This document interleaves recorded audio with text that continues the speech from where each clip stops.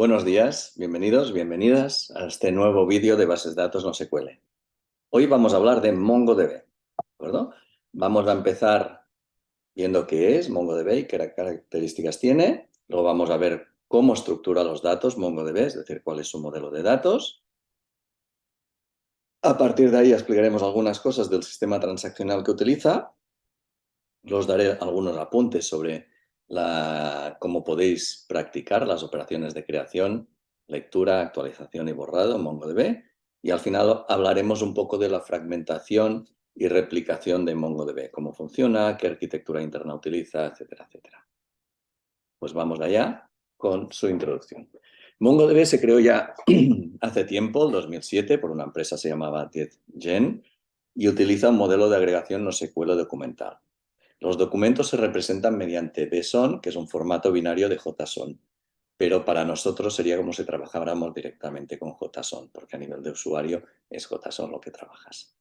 Está disponible en cualquier sistema operativo y se puede acceder desde cualquier lenguaje de programación, con multitud de drivers, desde consola y utilizando distintos entornos gráficos de desarrollo, como por ejemplo Studio 3D, para hacer un acceso a MongoDB de forma gráfica y fácil. El modelo de datos que utiliza es basado en documentos, es de tipo schema-less, por tanto no hay que definir el esquema a priori, simplemente debemos definir la colección, ya veremos lo que es, y empezar a entrar datos, y dispone de índices para indexar los datos y agilizar las consultas. Índices tanto por clave como por el contenido de los agregados. Podemos indexar campos concretos de un agregado para acceder por contenido. Las escrituras son, como dijimos cuando hablamos del modelo de agregación, son atómicas a nivel de documento y las lecturas son consistentes a nivel de documento. Según los fabricantes ofrecen consistencia estricta, pero si miramos bien el manual vemos que ofrecen consistencia fuerte, en el mejor de los casos, o incluso consistencia final en el tiempo, en función de cómo configuremos las lecturas y escrituras del sistema, ¿no? El sistema transaccional que ofrece nos permite gestionar transacciones a nivel de documento. También hay transacciones complejas, como las que podríamos tener en un modelo relacional, pero son complejas, tienen un coste muy elevado y no se recomienda utilizarlas si no es necesario. Hablaremos brevemente de ello. En cuanto a fragmentación, MongoDB soporta fragmentación horizontal, vía autosharding y vía fragmentación dirigida por el diseñador de la base de datos. Y en cuanto a replicación, utiliza un sistema de gestión de réplicas de tipo master-slave asíncrono con propagación de cambios asíncronos, ¿de acuerdo? Y como está pensada para tener los datos distribuidos en una red de ordenadores, cuando hay que hacer operaciones complejas o consultas complejas sobre documentos que están en distintos ordenadores, pues es conveniente utilizar estrategias como MapReduce para resolver esas consultas, estrategias que MongoDB integra perfectamente en sus funcionalidades, ¿de acuerdo? En cuanto a consistencia, según los fabricantes, MongoDB es un sistema tipo CP, es decir, es un sistema que siempre estará consistente, incluso en casos donde parte de los nodos estén caídos. No obstante, es un sistema que se puede gestionar mediante quórums. Por tanto, se puede comportar de forma AP si lo configuramos convenientemente y si es lo que queremos. Por tanto, por defecto CP, pero se puede comportar como nosotros queramos. Pues visto esto, vamos a ver cuál es el modelo de datos de MongoDB, cómo estructura los datos. Y para hacerlo haremos la comparativa con los modelos relacionales que ya conocemos bien. En MongoDB tenemos bases de datos, hasta aquí nada nuevo, y los datos se gestionan a nivel de colecciones. Las colecciones son conjuntos de datos que tienen una semántica común. Sería el equivalente a las tablas en el modelo relacional. Por ello, en MongoDB tendremos, por ejemplo, la colección pedidos, la colección clientes, la colección direcciones. ¿De acuerdo? Las colecciones pueden tener distintos documentos. Cada documento será un agregado que define los datos de un elemento del mundo real. Podremos tener un documento con mis datos de cliente, otro documento con vuestros datos de cliente y así con todos los datos que necesitemos. Los documentos están compuestos de campos. Los campos son elementos con dos atributos, uno es el nombre y otro el valor, y nos permiten indicar atributos o información sobre los elementos que estamos almacenando en el documento. Serían el equivalente a las columnas de la base de datos relacional. En MongoDB los documentos tienen un identificador, lo que sería la clave primaria en el modelo relacional. El identificador de MongoDB es siempre un campo con el nombre este que veis aquí, ID, con un guión bajo delante. Si al entrar un documento, al insertarlo, indicamos un campo ID con el guión bajo delante y le indicamos un valor, ese será el identificador de nuestro agregado. Si no lo hacemos, por defecto MongoDB creará un valor único para ese ID para identificar el agregado. ¿Perdón? En MongoDB está pensado que los documentos incluyan toda la información de interés. Eso quiere decir que si hay relaciones con datos de otros elementos, pues que esos datos relacionados que sean de interés se incrusten dentro del mismo documento. Así, cuando leamos el documento, le haremos toda la información de interés. Pero también es posible indicar referencias. Es decir, podemos crear un campo que haga referencia al ID, al identificador de otro campo de otra colección y así crear lo que vendrían a ser claves foráneas en un modelo relacional. No es aconsejable y no es una buena práctica en MongoDB, pero es posible hacerlo si algún día lo necesitáis hacer. ¿Perdón? Pues básicamente en MongoDB tendríamos una base de datos tal que así. Una base de datos con distintas colecciones, una para cada colección semánticamente relevante de nuestro dominio de interés y luego para cada colección tantos documentos como elementos queramos registrar. Y cada documento estará formado por un conjunto de campos y subdocumentos. Vamos a verlo con el ejemplo que hemos utilizado hasta ahora del carrito de la compra. Tenemos aquí, podéis ver que hemos creado una colección pedidos para almacenar la información de pedidos que hemos ido viendo estos días. Dentro de pedidos hay un documento de pedido, que es este de aquí, con este identificador. Por tanto, si yo buscara por este identificador, obtendría el documento. Tiene algunos atributos, como podéis ver, algunos campos, como la fecha, el cliente, el pago. Fijaos que aquí, cliente y pago, en vez de incrustar aquí los datos de interés, lo que hemos hecho es hacer una referencia. Veis que aquí en cliente y pago tenemos información, del ID, es decir, de la clave primaria, de los agregados de interés, de cliente y de pago. Y estos agregados de interés están dentro de otras colecciones, en este caso customers, en este payment. ¿De acuerdo? Para obtener estos datos tendríamos que hacer lo que en MongoDB se llama un lookup o un join de colecciones. ¿Vale? Luego, para indicar los datos de interés de dirección de envío y las líneas de pedido, pues hemos creado subdocumentos. Aquí veis un subdocumento con la información de envío. Este subdocumento tiene algunos atributos que tienen la información de interés. Y luego las líneas de pedido, como podemos tener distintas líneas de pedido en un mismo pedido, pues lo que hemos hecho es crear una lista de subdocumentos, donde cada uno de los subdocumentos es una línea de pedido por sí misma. ¿De acuerdo? Y dentro de una línea de pedido, el atributo product es un subdocumento con la información del producto. ¿De acuerdo? Como veis, vamos utilizando jerárquicamente subdocumentos para almacenar aquella información que nos es de interés. ¿De acuerdo? ¿Qué más cosas podemos hacer en MongoDB? Pues bien, aunque sea una base de datos schemaless y no requiera que entremos la estructura de una colección a priori y obliguemos a que todos los elementos de la colección cumplan con unas restricciones de integridad definidas, sí que MongoDB nos permite definir algunas condiciones, restricciones de integridad que queramos que nuestros datos cumplan. ¿De acuerdo? Para ello, podemos utilizar la función createCollection para crear la colección o collectionMod de collection modification, si ya está creada, para indicar qué validaciones queremos hacer sobre el esquema de una colección. Por ejemplo, aquí creamos una validación sobre la colección pedidos, indicando que la fecha, el cliente y order lines tienen que ser atributos obligatorios. No podemos poner valores nuevos, ¿vale? Cuando creamos esto, normalmente hay un atributo que debemos indicar de si esta validación que le pasamos es obligatoria o es opcional. ¿De acuerdo? Si le decimos en ese atributo error, le estamos diciendo cuando te llegue un documento que no cumpla con esta condición que he puesto, dame un mensaje de error y no dejes insertarlo. O le podemos decir que nos dé un warning. Entonces, en este caso, dejaría insertar el documento pero nos daría un warning, diría, ojo, que se ha colado este documento que no cumple con las condiciones que tú estableciste. ¿De acuerdo? Por tanto, es esquimalés, pero tiene alguna funcionalidad que nos da soporte en la gestión de esquema. Y luego, por otro lado, también nos permite utilizar índices. Los índices se definen siempre a nivel de colección. Por defecto siempre se crea un índice sobre la clave primaria y luego podemos crear tantos índices como queramos sobre los campos dentro de un documento. Y así poder hacer consultas por contenido de documento de forma eficiente, ¿no? Índices hay de muchos tipos, índices únicos, no únicos, índices sobre un campo, sobre un conjunto de campos, índices espaciales para hacer consultas espaciales, geográficas, índices de texto, etc. Hay mucha variedad, ¿de acuerdo?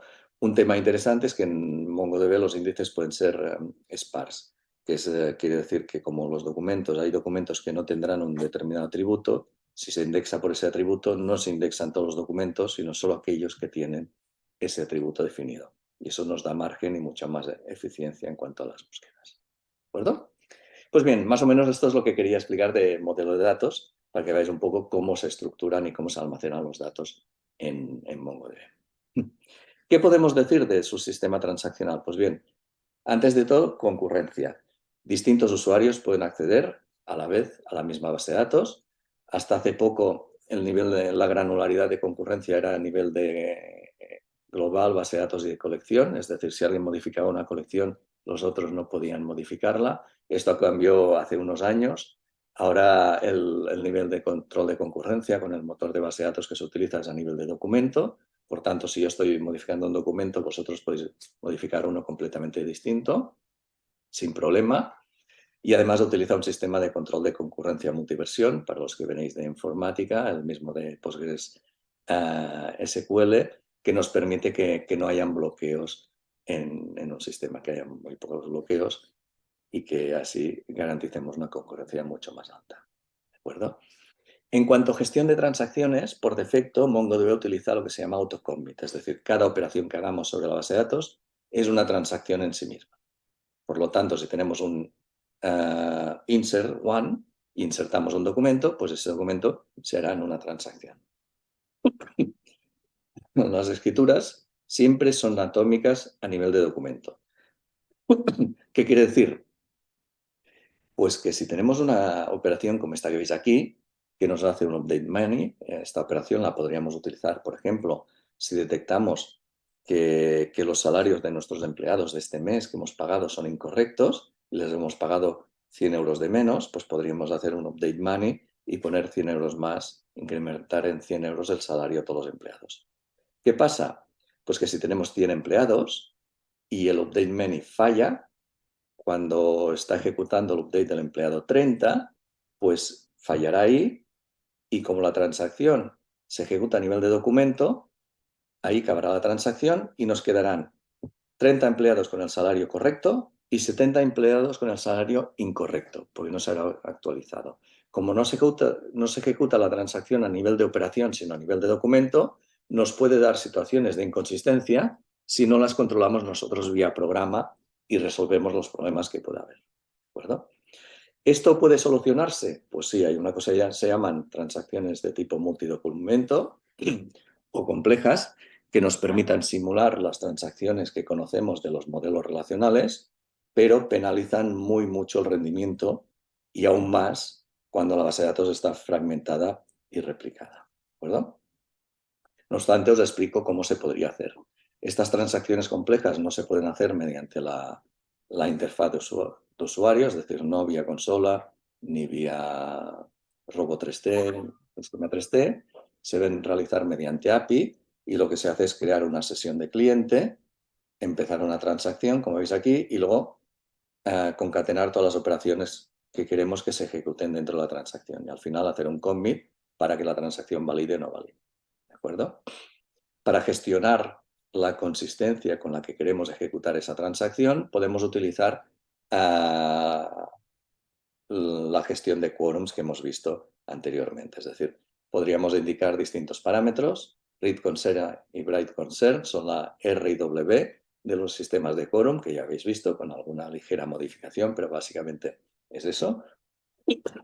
Y el read preference, que nos permite indicar si queremos hacer una lectura, si queremos que se lea en el nodo primario, o incluso si tenemos mucha prisa y no nos importa mucho la consistencia, podemos decir que queremos que se lea desde el nodo secundario directamente. ¿De acuerdo? Entonces, a partir de ahí podemos gestionar la transacción mediante quórums de la forma que nos resulte más conveniente. Eso sí, tal como dice en la documentación, realizar transacciones complejas de este tipo penaliza mucho rendimiento y puede ser peligroso. ¿De acuerdo? Dicho esto, ahora esperaríais que os enseñara la sintaxis de MongoDB. Bien, no lo voy a hacer porque un lenguaje se aprende practicando y prefiero que lo practiquéis. Por tanto, aquí lo que os pido es que cojáis el tutorial de MongoDB y empecéis a realizarlo con la documentación de MongoDB al lado. Y así vayáis aprendiendo mientras vais haciendo cómo utilizar MongoDB. ¿De acuerdo? Luego, si tenéis alguna duda, lo comentamos en el foro. Y sobre estrategias de distribución, ¿qué podemos decir? Pues bien, MongoDB permite réplicas, utiliza una gestión de réplica, como hemos dicho, de tipo master-slave, con propagación de cambios de forma asíncrona. Es decir, los nodos primarios reciben escrituras y lecturas, ¿de acuerdo? Y los nodos primarios de forma diferida, después de aceptar su operación de escritura, permiten distribuir los valores modificados a sus réplicas secundarias, ¿de acuerdo?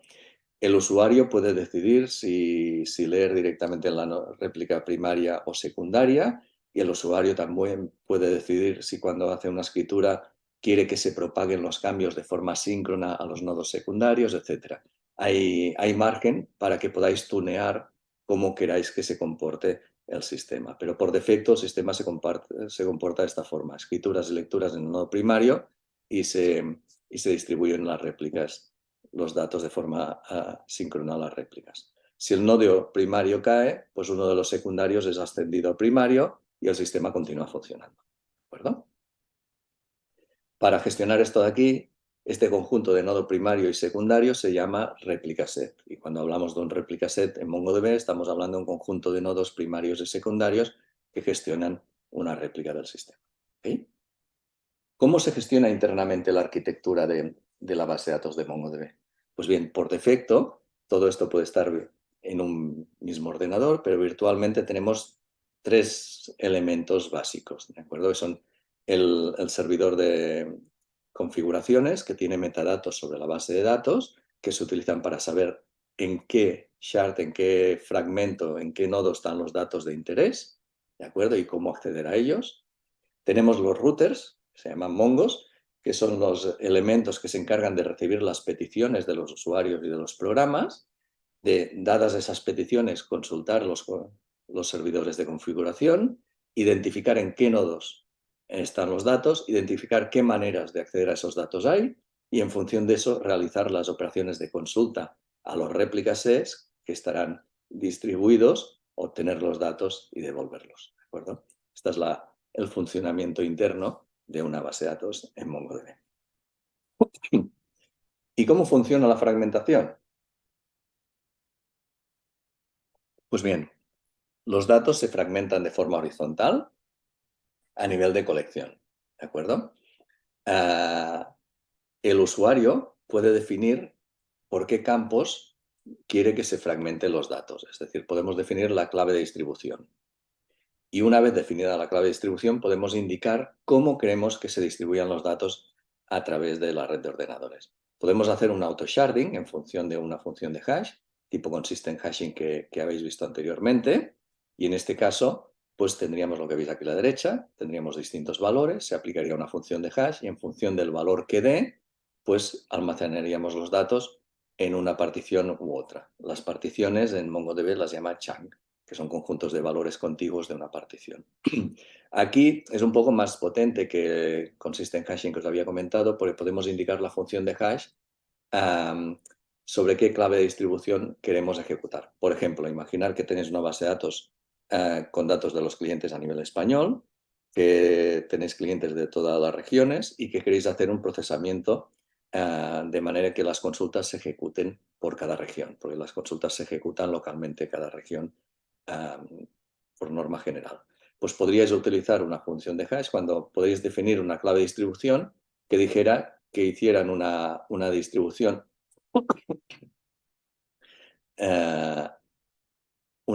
en función de los 2 primeros dígitos del código postal. Así todos los que empiezan por 08 serían un chunk contiguo, los que empiezan por 17 a otro, etcétera, etcétera. Y así podemos gestionar mucho mejor la distribución.